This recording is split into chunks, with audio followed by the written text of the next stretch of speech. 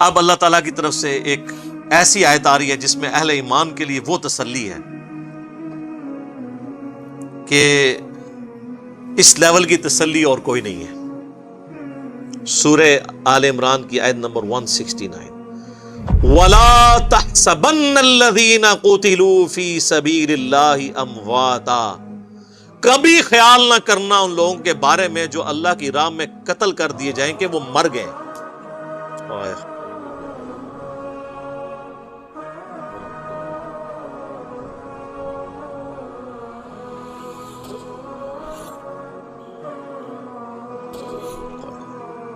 حالانکہ مر چکے ہیں، کیونکہ اللہ کہہ رہا ہے وہ قتل ہوئے ہیں، تو قتل ہوئے تو مر تو گئے، لیکن نہیں، وہ دنیا سے مرے ہیں۔ بل احیاء عند ربہم، بلکہ وہ تو زندہ ہیں اللہ کے حضور۔ یرزقون، اور ایسے زندہ ہیں کہ اللہ نے ان کو نعمتیں بھی دی ہوئی ہیں، رزق بھی دیا ہوا ہے۔ یہی ٹاپک جو ہے وہ سورۃ البقرہ میں بھی آیا ہے، وَلَا تَقُولُوا لِمَن يُقْتَلُ فِي سَبِيلِ اللَّهِ أَمْوَاتٌ، مت کہا کرو ان کو جو اللہ کی راہ میں قتل کر دیے جائیں کہ یہ مردہ ہیں، بلکہ وہ تو زندہ ہیں، لیکن تمہیں وَلَٰكِن لَا تَشْعُرُونَ، تمہیں ان کی زندگی کا شعور نہیں ہے۔ ظاہر ہے اس دنیا والی زندگی تو نہیں ہے نا، اس دنیا کی زندگی میں تو آپ کو سانس لینا پڑتا ہے، آخرت کی زندگی میں سانس نہیں ہے۔ اس دنیا کی زندگی میں تو آپ کو دنیا کا مال کھانا پڑتا ہے اور پھر آپ کو ٹوائلٹ کی ضرورت پڑتی ہے، آخرت کی زندگی میں یہ نہیں ہے۔ تو جن لوگوں نے کہا نا شہید زندہ، لہذا آپ جو شہید ہوئے ہیں ان سے آپ مانگ سکتے ہیں جا کے قبروں پہ جا کے، تو اللہ نے تو پہلے ہی منع کر دیا، تمہیں ان کی زندگی کا شعور ہی نہیں ہے، ان کو دنیاوی زندگی کے اوپر تو قیاس نہ کرو۔ اگر کوئی کہتا ہے یہ دنیاوی زندگی ہے، مجھے بتائیں دنیا میں کوئی زندہ بندہ اپنی شلوار اتارنے دیتا ہے کسی کو؟ تو آپ بڑے سے بڑا کوئی بزرگ ہو، ایون انبیاء کرام بھی جب فوت ہوئے ہیں ان کو بھی غسل دیا گیا، صرف ایک احترام ان کے ساتھ ہوا کہ ان کے کپڑے نہیں اتارے گئے۔ تو ابو داؤد میں آتا ہے کہ صحابہ پہ اونگ تاری ہوئی اور ایک آواز آئی پیچھے سے، یہ وہ نہیں ہے جو بزرگوں کو آواز آئی، یہ صحابہ کو اللہ کی طرف سے فرشتے نے ادا کی کہ حضور کو ان کے کپڑوں سمیت غسل دیا جائے، ورنہ صحابہ کرام کپڑے اتارنے لگے، وہ پریشان ہو گیا ہم اتارے نہ اتارے۔ تو یہ صرف رسول اللہ کا پروٹوکول ہے بس، اور کسی کا پروٹوکول نہیں ہے۔ اس کے بعد صحابہ، اہل بیت، بزرگان دین سب کے کپڑے نہیں اترے، تو زندہ بندہ اپنے کپڑے اتارنے دیتا ہے؟ ہونا تو چاہیے یہ کہیں جی جب بزرگوں کو غسل دینے لگے تو انہوں نے کہا ٹھہر جاؤ، میں آپ غسل کر کے آگے پھر لیٹ جانا، کفن دے دو، منو باہر ٹانگ دو، میں آپ پا لینا۔ اس طرح ہوا ہے کبھی؟ تو پھر یہ زندگی آخرت کی زندگی ہے نا، دنیا کی زندگی تو نہیں ہے۔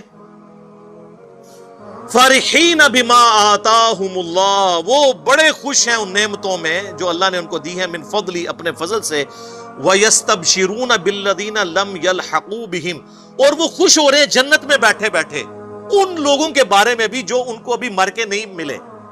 بھئی جو دنیا میں زندہ ان کے بارے میں جنتی کیوں خوش ہو رہے ہیں؟ من خلفہم، جن کو وہ پیچھے چھوڑ آئے ہوئے ہیں، اللہ خوف علیہم ولا هم يحزنون، کہ نہیں ہے ان کو کوئی خوف اور نہ وہ غمگین ہوں گے۔ اچھا، جنت میں ان کے بارے میں کیوں خوش ہو رہے ہیں جو دنیا میں؟ اس لیے کہ وہ جنت میں پہنچ کے انہوں نے اینڈ رزلٹ دیکھ لیا ہے، اور وہ یہ خوش ہیں کہ ہمارے ساتھیوں نے جو رسول اللہ پر ایمان لائے تھے نا، ہم نے تو آگے واقعی جنت دیکھ لی ہے، انہوں نے تو ایمان بالغیب لے کے آئے تھے، تو ہمیں خوشی ہے کہ ہمارے وہ دوست بھی جنت میں ہی پہنچ جائیں گے، اس لیے خوش ہو رہے ہیں ان کے اوپر۔ تو دوستی وہ جو اللہ اور اس کے رسول کے لیے ہو، عز وجل وصلی اللہ علیہ وآلہ وسلم۔ یستبشرون بنعمت من اللہ وفضل، خوش ہو رہے ہیں وہ جنت میں اللہ کی نعمتوں پر اور اس کے فضل پر۔ وَأَنَّ اللَّهَ لَا يُضِيعُ أَجْرَ الْمُؤْمِنِينَ، اور اس پر کہ اللہ تعالیٰ کبھی ضائع نہیں کرے گا اہل ایمان کا اجر۔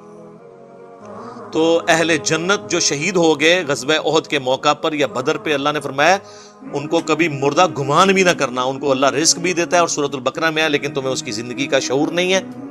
انبیاء بھی زندہ ہیں آخرت کی زندگی میں، اولیاء اللہ بھی زندہ ہیں، اور اللہ کے دشمن بھی زندہ ہیں آخرت کی زندگی میں، لیکن وہ جہنم میں زندہ ہیں۔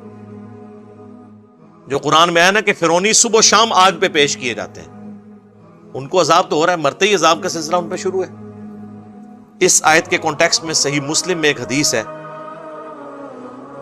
اسی آیت کے کانٹیکسٹ میں، کہ ان کو گمان نہ کرنا جو مر جائیں اللہ کی راہ میں کہ وہ مر گئے، وہ اللہ کے حضور زندہ ہے، ان کو رزق دیا جاتا ہے۔ تو حضور سے جب پوچھا کہ یا رسول اللہ یہ کس طرح کی زندگی ہے، تو آپ نے فرمایا کہ اللہ تعالیٰ اہل جنت کو وہاں پر یعنی ان کی روحوں کو پرندوں میں ڈال دیتا ہے اور وہ جنت میں اڑتے پھرتے ہیں، سبز پرندے، اور وہ شام کے وقت آ کے عرش کے نیچے جو اللہ کی قندیلیں ہیں نا ان پہ آ کے بیٹھ جاتے ہیں۔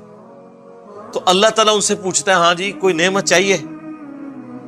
وہ کہتے ہیں یا اللہ تو نے اتنا کچھ ہمیں دیا ہے، ہمیں تو کسی نعمت کی ضرورت ہی نہیں ہے۔ تو جب اللہ تعالیٰ بار بار اصرار کرتا ہے نا تو وہ پھر ایک نعمت کہتے ہیں کہ یا اللہ تو ہمیں دنیا میں دوبارہ بھیج دے، ہم دوبارہ تیری راہ میں قتل ہوں اور پھر شہید ہو کے تیرے پاس پہنچے۔ تو اللہ فرماتا ہے کہ یہ وہ نعمت ہے، یہ میں تمہیں نہیں دوں گا، کیونکہ جو میرا یہ قانون ہے کہ جو ایک دفعہ دنیا سے آ گیا وہ واپس نہیں جا سکتا۔ ہاں عبد القادر جیلانی کی تھی روح کھول لین اللہ گل ہے، کہانیاں، یہ مسلم شریف ہے، مولانا شریف نہیں۔ اللہ فرمائے گا یہ تو میرا رول ہے کہ جو مر کے میرے پاس آیا وہ دوبارہ نہیں آ سکتا، اس کے علاوہ کچھ اور مانگنا ہے تو مانگ لو۔ تو کہتے ہیں اللہ تو نے ہمیں سب کچھ دیا۔ اسی کو سپورٹو ایک اور حدیث ہے صحیح مسلم میں کہ اللہ کے محبوب علیہ السلام فرماتے ہیں کہ قیامت والے دن جنت میں پہنچنے کے بعد کوئی شخص دنیا میں آنے کی تمنا نہیں کرے گا سوائے وہ شخص جو دنیا میں شہید ہوا۔ وہ تمنا کرے گا کہ کاش میں دنیا میں دوبارہ جا کے اللہ کی راہ میں قتل ہو جاؤں۔ اور اسی کانٹیکسٹ میں بخاری مسلم کی حدیث ہے کہ میری خواہش ہے میں اللہ کی راہ میں قتل کیا جاؤں، پھر زندہ کیا جاؤں، پھر قتل کیا جاؤں، پھر زندہ کیا جاؤں، پھر قتل کیا جاؤں، پھر زندہ کیا جاؤں، پھر قتل کیا جاؤں۔ یہ حضور کی خواہش۔ صحیح مسلم میں حدیث ہے جو شہادت کی تمنا کے بغیر مرا وہ منافقت میں مرا۔